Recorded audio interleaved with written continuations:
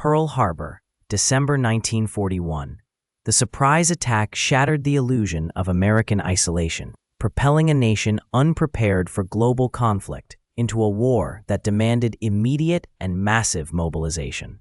The United States Army Air Forces, a nascent entity, possessed fewer than 2,500 combat aircraft, and a pilot pool woefully inadequate for the scale of engagement now required across multiple theaters. This critical deficit in trained aircrew represented a profound strategic vulnerability, threatening to hobble any offensive capability before it could even be developed.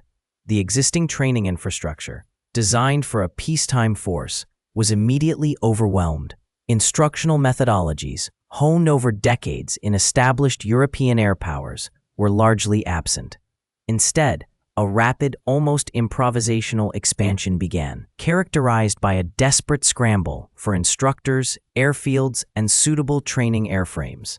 Lieutenant Colonel William R. Lovelace, a flight surgeon with an acute understanding of aviation physiology and the psychological demands of aerial combat, observed this frantic growth with a clinical eye, noting the inherent risks of accelerating a process that traditionally required years of methodical development. The training syllabus itself, initially based on pre-war doctrines emphasizing basic flying skills and limited tactical maneuvers, faced immediate pressure to compress and intensify.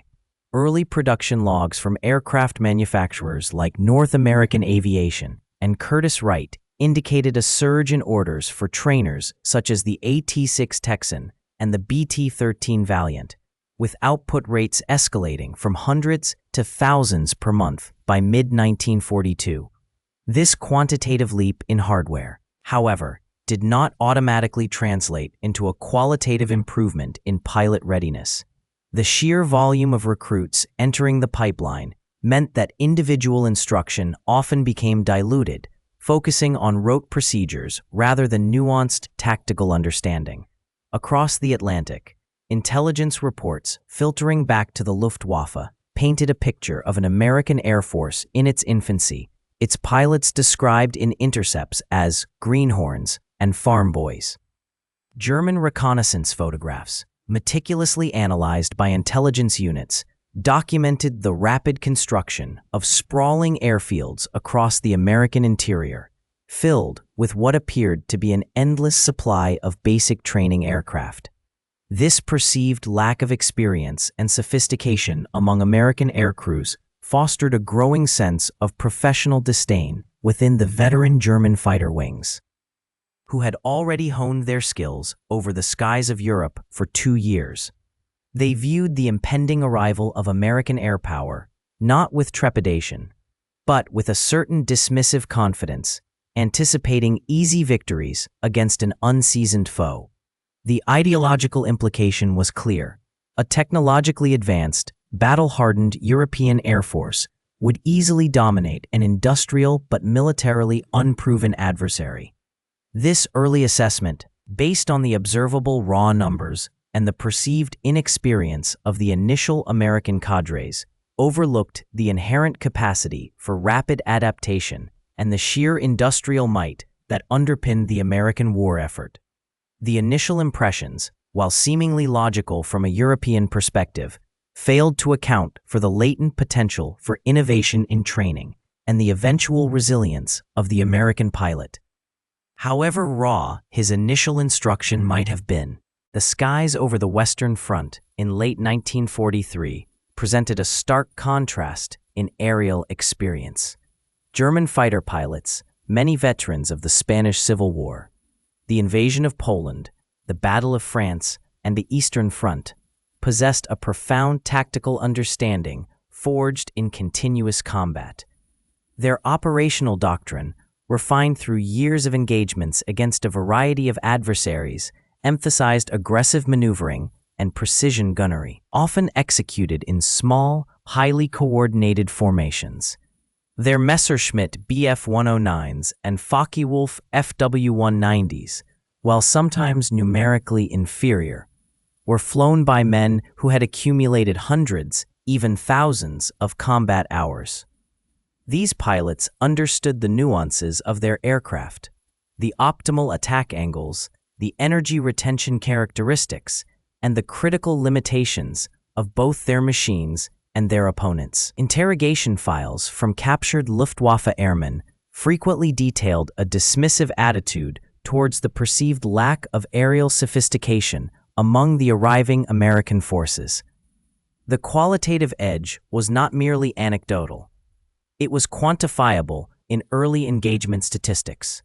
Unit records from Jagdgeschwader 26 and Jagdgeschwader 2, operating against the initial American bomber streams, documented a kill-to-loss ratio that heavily favored the Germans. For every German fighter lost, multiple American bombers and escort fighters were claimed, often by pilots who had already achieved ace status multiple times over. This disparity was a direct consequence of the German pilots' superior combat conditioning and the American pilots' nascent understanding of large-scale air combat. German training, particularly for their fighter arm, was rigorous and pragmatic, focusing on realistic combat scenarios and individual pilot initiative within a broader tactical framework. New pilots were often paired with experienced Staffelkapitän, learning directly from aces in the crucible of battle. This apprenticeship model, while effective, also meant that the pool of truly experienced pilots was concentrated among a relatively small number of individuals, making each loss of a veteran pilot a significant blow to operational capability. The initial American approach, by contrast, emphasized quantity and a standardized, often rigid, training syllabus that prioritized formation flying and basic gunnery over fluid, adaptable combat maneuvering. This was a consequence of the vast scale of American industrial mobilization and the urgent need to field thousands of pilots rapidly. The average American fighter pilot arriving in England in late 1943 possessed perhaps 200 hours of total flight time, a fraction of his German counterparts' combat experience, and often lacked any exposure to actual aerial combat. This difference in experience manifested in predictable ways during initial encounters. German pilots frequently exploited the American tendency to maintain rigid formations, isolating stragglers or focusing concentrated fire on lead elements. Their dive and zoom tactics, honed over years, proved highly effective against the less agile bomber formations and often surprised the American escort fighters, who were still developing their own combat strategies against a seasoned foe. The prevailing sentiment within the Luftwaffe was that these new American pilots, while brave, were fundamentally unprepared for the realities of European air warfare. The Luftwaffe's pilots, veterans of the Spanish Civil War and the Blitzkrieg across Europe, had forged their skills in the crucible of actual combat, a stark contrast to the nascent American air forces. Their training emphasized individual initiative, tactical flexibility, and a deep understanding of aerial combat maneuvers, often at altitudes exceeding 8,000 meters, a domain where the P-47 Thunderbolt, for example, truly excelled. German instruction progressed from basic flight to advanced aerobatics and mock combat against experienced instructors, culminating in live-fire exercises against towed targets, and for some, direct engagement with enemy aircraft during the training phase itself, a practice unheard of in Allied programs. This operational disparity fueled a pervasive German perception of American aviators as green, mechanically proficient, but tactically naive. Interrogation files from captured pilots frequently recorded dismissive remarks regarding the predictable flight patterns and lack of aggressive maneuvering observed in early American formations. One pilot, Hauptmann Erich Hartmann, later recounted, "They flew like they were on rails." This assessment, while rooted in initial encounters, became a self-reinforcing narrative within the Luftwaffe, contributing to an underestimation of the American learning curve and adaptability. American training, by necessity, prioritized rapid throughput to meet the immense demands of a two-front war, expanding from a pre-war cadre of a few thousand pilots to over 120,000 by 1944. The syllabus, standardized across numerous training fields in the continental United States, focused on instrument flying, formation cohesion, and gunnery fundamentals, often at lower altitudes more typical of ground attack scenarios. The emphasis was on producing large numbers of competent, rather than exceptional, pilots capable of operating complex aircraft within a structured tactical framework.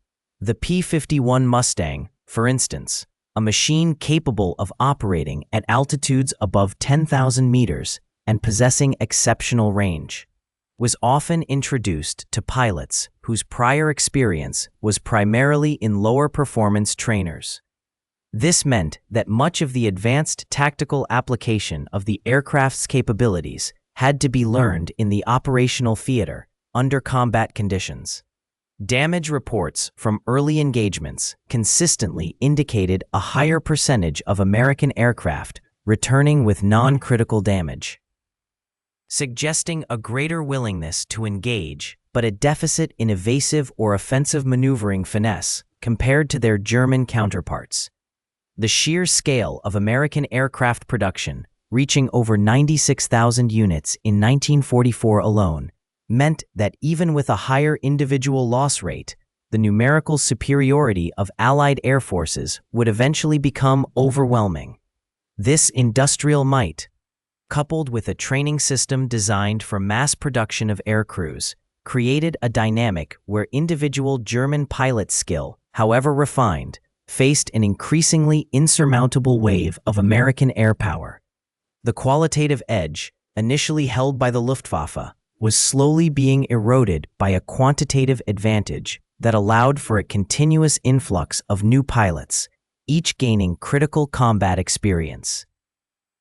The German pilots, particularly those veterans forged in the crucible of the Spanish Civil War and the early campaigns across Europe, held a profound, almost institutionalized disdain for the perceived amateurism of their American counterparts. Their operational briefings and mess hall conversations frequently underscored a narrative of inherent superiority, rooted in a longer war experience and a more rigorous, selective training pipeline. This sentiment was not merely bravado, it was a deeply ingrained professional assessment. Their training emphasized individual initiative, tactical flexibility, and a deep understanding of aerial combat as a fluid, often improvisational art.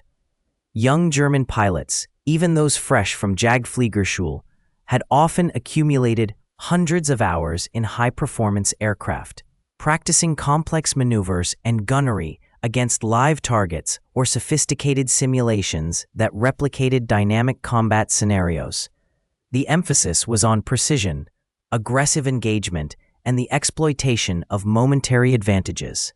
American training, by contrast, appeared to the Germans as overly structured, almost industrial in its approach. Intelligence reports, often gleaned from captured airmen or intercepted communications, detailed a system designed for rapid mass production of pilots, prioritizing quantity over the perceived quality of individual aerial artistry. The sheer volume of American pilots entering the European theater was undeniable, but the German assessment often dismissed this as a numerical rather than a qualitative threat.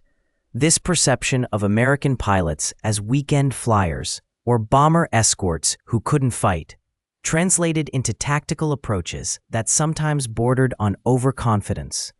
German fighter leaders, observing the often rigid formations of American bomber streams and their escort fighters, would frequently plan attacks based on the expectation of predictable responses and a lack of aggressive counter-maneuvers.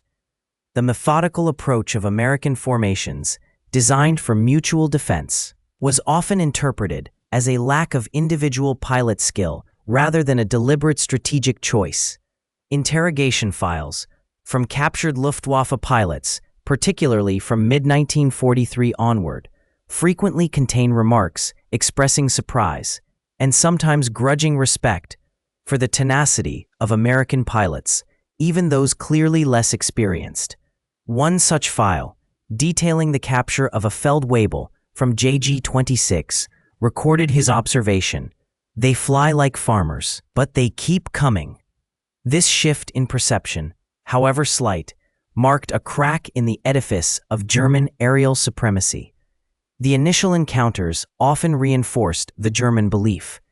Early American fighter pilots, many with limited gunnery experience and less time in their operational aircraft, sometimes struggled against the seasoned Experten. The kill ratios in the early months often favored the Luftwaffe, providing statistical validation for their existing biases. This initial success, however, inadvertently led to an underestimation of the American capacity for rapid adaptation and learning. As the war progressed, the sheer volume of American sorties and the continuous pressure of combat began to forge a new generation of American pilots. While their training might have initially been less individualized, the crucible of sustained aerial warfare, combined with rapid technological improvements in aircraft and tactics, began to close the experiential gap.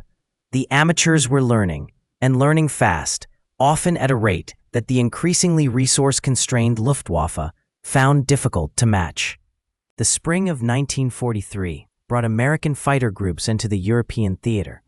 Their P-47 Thunderbolts and P-38 Lightnings, formidable in specification, but flown by pilots whose combat experience was largely theoretical. German Jagdgeschwader, honed over 4 years of relentless aerial warfare from Poland to the Eastern Front, viewed these new arrivals with a mixture of disdain and professional curiosity. The initial encounters over the French coast and the Low Countries often unfolded with a predictable, brutal efficiency on the German side, as veteran Experten exploited every nascent error. Damage reports from early engagements documented a consistent pattern. American aircraft, particularly the P-47s, frequently sustained hits during their initial attack passes or while attempting evasive maneuvers against more agile German fighters like the Bf-109G and FW-190A. The P-47, with its robust airframe and radial engine, could absorb significant punishment, a fact that both impressed and frustrated German pilots, who found their 20mm cannon and 30mm rounds often failed to achieve immediate catastrophic results against the American behemoth. However, the American pilots' lack of situational awareness and their tendency to break off engagements prematurely or in predictable patterns were glaring vulnerabilities. Interrogation files of captured Luftwaffe pilots frequently contained observations regarding the American greenness. One Oberleutnant from JG-2 remarked in July 1943 that the Americans flew like students, often neglecting to check their 6 o'clock positions and exhibiting poor energy management in turns. German tactics, refined through years of dogfighting, emphasized the element of surprise, the high-speed pass, and the coordinated attack, often from superior altitude. American formations, while initially rigid, were often broken by determined German assaults, leaving individual pilots vulnerable. The strategic implication of these early losses was clear. American aircrew training, while comprehensive in its technical aspects, had not adequately prepared pilots for the fluid, high-stress environment of actual aerial combat against seasoned adversaries. The transition from controlled training exercises in the American Southwest to the deadly skies over occupied Europe proved a steep learning curve, measured in lost aircraft and missing airmen. The sheer volume of American aircraft entering the theater, however, presented a quantitative challenge to the finite resources of the Luftwaffe. Despite the initial tactical superiority demonstrated by the Luftwaffe, the continuous influx of American squadrons meant that every German victory, while reinforcing their perceived dominance, also served as a grim, accelerated training module for the surviving American pilots.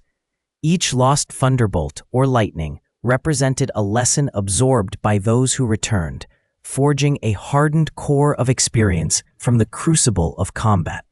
The mockery, however quiet, would not indefinitely shield the experten from the inevitable improvement of their adversaries. The spring of 1944 brought a stark shift in the aerial calculus over the Reich. The initial German confidence, born from the perceived clumsiness of American bomber formations and the inexperience of their fighter escorts, began to erode under a relentless, accelerating pressure. The strategic bombing campaign, initially a blunt instrument, was evolving, its effectiveness amplified by a growing competence within the American fighter arm. Damage reports from the Luftwaffe fighter groups, compiled weekly by the General der Jagdflieger, detailed an increasing frequency of engagements where American P-51 Mustangs and P-47 Thunderbolts demonstrated tactical flexibility previously unseen. These reports, often terse and focused on material losses, nonetheless hinted at a qualitative improvement. The early rigid adherence to doctrine, which had made American formations predictable targets, was giving way to a more fluid, aggressive approach. The quantitative impact of this adaptation became visible in the loss ratios. While early missions saw disproportionate American losses, particularly among unescorted bombers, by mid-1944, the Luftwaffe was sustaining losses at an unsustainable rate. Production logs from Messerschmitt and Focke-Wulf factories showed a steady output of new airframes. Yet the attrition of experienced pilots outpaced the training pipeline. The average flight hours for a new Luftwaffe pilot entering combat had dropped from 250 in 1942 to under 100 by late 1944, a direct consequence of the escalating air war. American training, initially derided as too brief and focused on quantity over quality, was proving to be a scalable model. While individual German pilots often possessed superior initial skills and combat experience, the sheer volume of American pilots entering the fray, coupled with a rapid feedback loop from combat operations to training curricula, created a self-improving system. New tactics, like the thack weave for mutual support, were quickly disseminated and practiced, turning theoretical knowledge into ingrained reflex. Technological advancements also played a critical role in this adaptation. The introduction of the P-51B Mustang, with its laminar flow wing and Rolls-Royce Merlin engine, provided a fighter capable of matching or exceeding the performance of the best Luftwaffe interceptors at high altitude. Production figures from North American Aviation showed a monthly output of over 500 P-51s by the summer of 1944. Ensuring numerical superiority could be sustained, this technological edge, combined with improved pilot proficiency, began to systematically dismantle German air superiority. The strategic implication was profound. The Luftwaffe, once the formidable shield of the Reich, was being systematically ground down. Fuel shortages, exacerbated by bombing campaigns targeting synthetic oil plants, further hampered training and operations. The ideological commitment of German pilots remained, but the material and human resources required to translate that commitment into effective resistance were rapidly diminishing. The sky over Germany, once a hunting ground for seasoned German aces, was becoming increasingly contested, then dominated by the relentless, adapting force of the Allied air fleets. The spring of 1944 brought a discernible shift in the aerial combat over Europe. A change not immediately apparent in the individual encounters, but steadily accumulating in the daily tallies of lost aircraft and aircrew.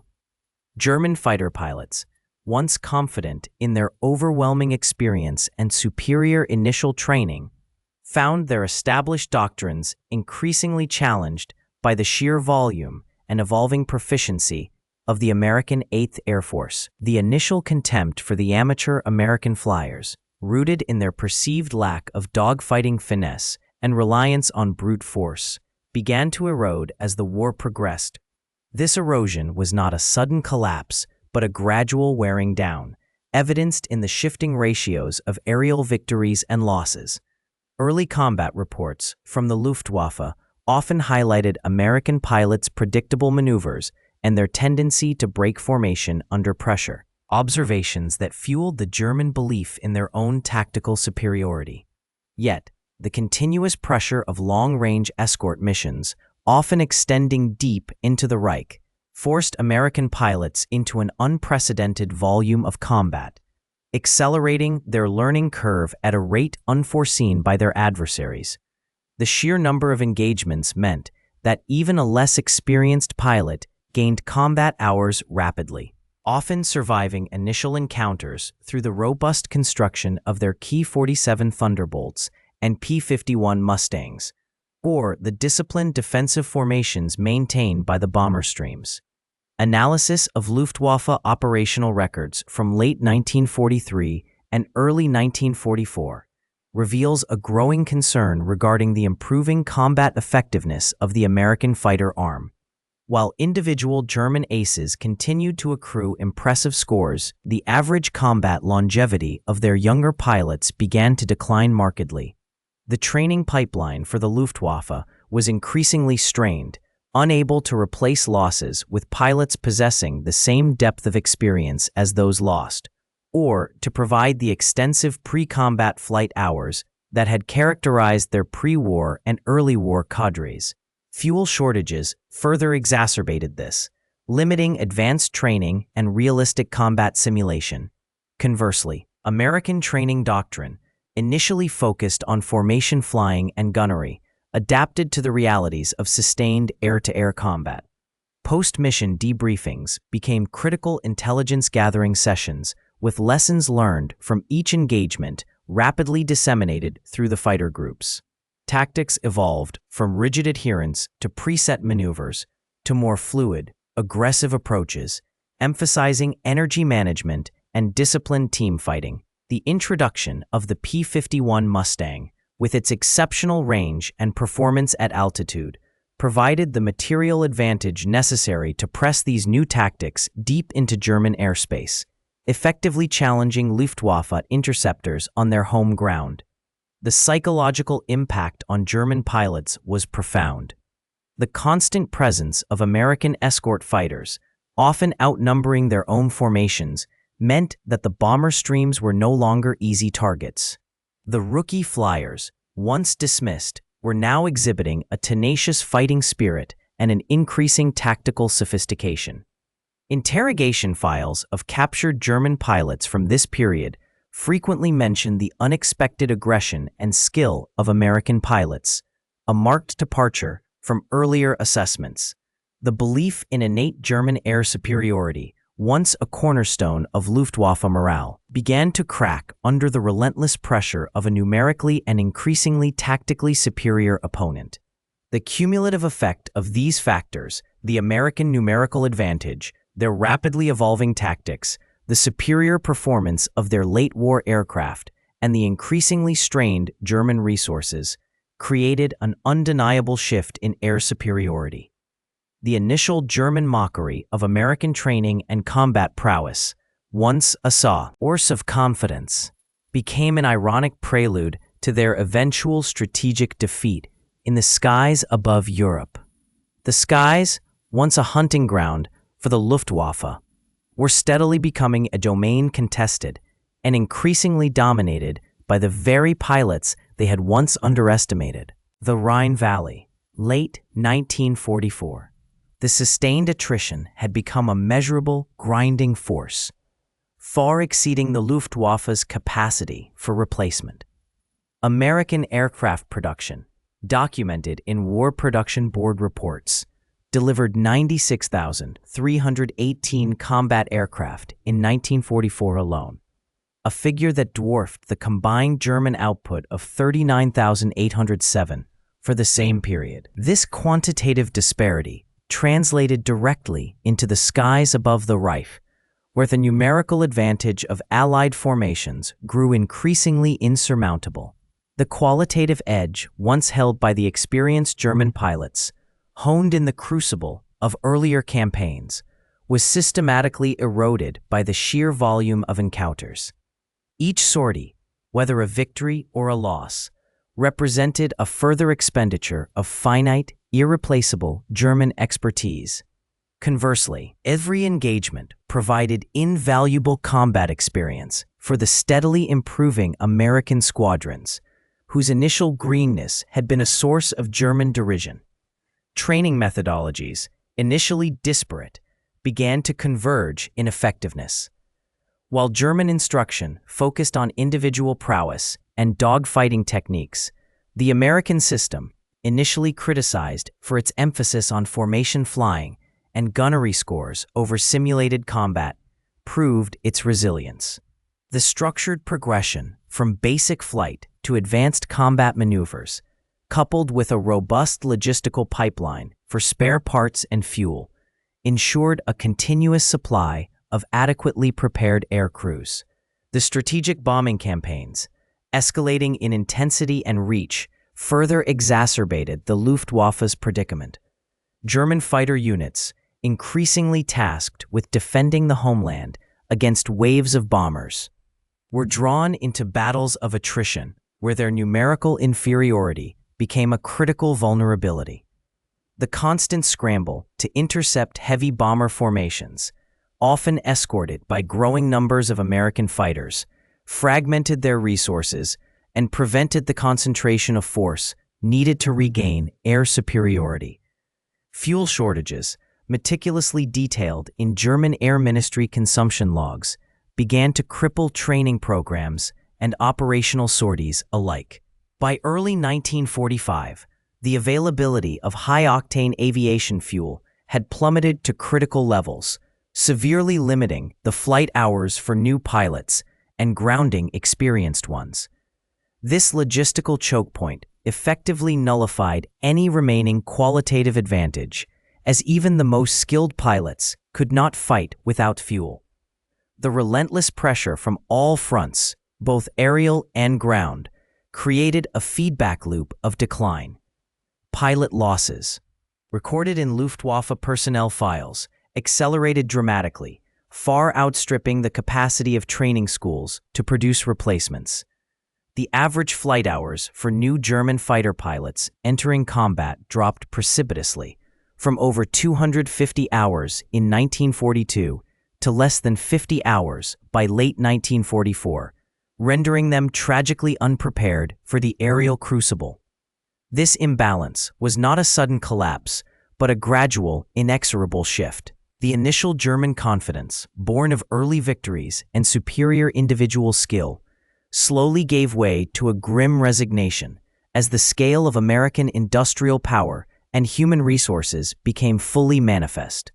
The skies over Germany, once arenas for individual rules, transformed into a theater of overwhelming numerical and logistical dominance.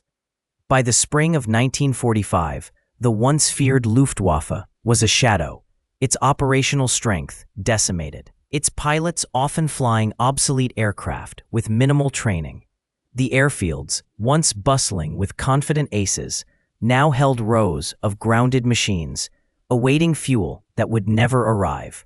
The final tally of operational German fighter aircraft, recorded in daily readiness reports for April 1945, stood at 1,250, a stark contrast to the 17,000 operational Allied fighters then available on the Western Front.